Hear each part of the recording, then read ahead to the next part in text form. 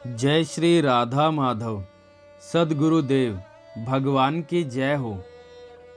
Gita press कल्याण पत्रिका से श्रद्धेय भाई जी श्री हनुमान प्रसाद पोद्दार जी के प्रवचनों से आज भाई जी कह रहे हैं, यदि कहें उसकी इच्छा के बिना पत्ता भी नहीं हिलता तब पाप कैसे हो सकता है। इसका उत्तर यह है कि हलन चलन आदि चेष्टाएं ईश्वरीय शक्ति से होती है। पापी के शरीर और इंद्रियां भी ईश्वर शक्ति से ही हिलते या चेष्टा करते हैं तथा पुण्यात्मा के शरीर एवं इंद्रियां भी ईश्वर शक्ति से ही अपने कार्य में समर्थ होते हैं। यह चेष्टा मात्र ही ईश्वरीय शक्ति से होती है। एक ही प्रकार की चेष्टा दो मनुष्य करते हैं, एक की चेष्टा पाप बन जाती है और दूसरे की पुण्य। पापी और पुण्यात्मा दोनों अपने नेत्रों से देखते हैं, परंतु एक की दृष्टि शुद्ध है, वह सब में सर्वत्र भगवान का भाव रखकर देखता है, और दूसरा रूप, लावण्य, कटाक्ष और हाव भाव पर गंदी दृष्टि रखकर पर स्त्री का सतीत्व लूटना चाहता है। भाव शुद्धि के कारण पहले की दर्शन रूप चेष्टा पुण्य है और भाव की अशुद्धि से दूसरे की वही चेष्टा पाप है।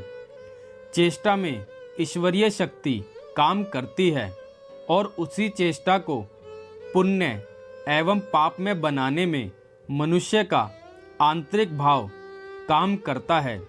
ईश्वर पुण्यमयी है, अतः सर्वत्र ईश्वर दर्शन करने वाला पुण्य आत्मा है और धर्म विरुद्ध काम पाप रूप है, अतः उसमें आसक्त होने वाला पाप आत्मा है। इसी प्रकार प्रत्येक चेष्टा में हम पाप पुण्य का निर्णय कर सकते हैं। चेष्टा भगवान कराते हैं और पाप पुण्य मनुष्य करता है। भगवान ने अर्जुन के यह पूछने पर कि पाप कौन कराता है, स्पष्ट उत्तर दिया है कि महापापी काम ही पाप में कारण होता है। अतः यह भी ठीक है कि ईश्वरीय शक्ति या प्रेरणा के बिना एक पत्ता भी नहीं हिलता। इसी प्रकार यह भी परम सत्य है कि ईश्वर सत्कर्म में सहायक होता है।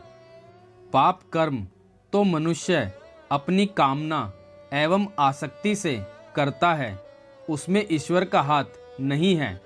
इसीलिए अच्छे बुरे कर्म का दंड मिलता है। चोर को चोरी की सजा क्यों मिलती है? इसीलिए कि वह पाप करता है।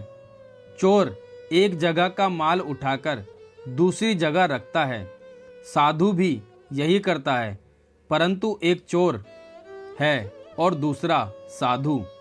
चोर दूसरे की चीज पर हाथ लगाकर अनाधिकार चेष्टा करता है और साधु पुरुष अपनी चीज उठाता है एवं रखता है।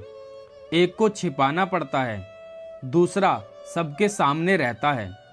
जैसे लोक में भले बुरे कर्म का पुरस्कार या दंड मिलता है, ठीक उसी प्रकार परलोक में समझना चाहिए।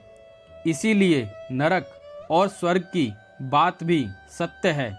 जैसे यहाँ हवालात, जेल और फांसी गृह है, ठीक उसी प्रकार परलोक में भी यातना गृह है।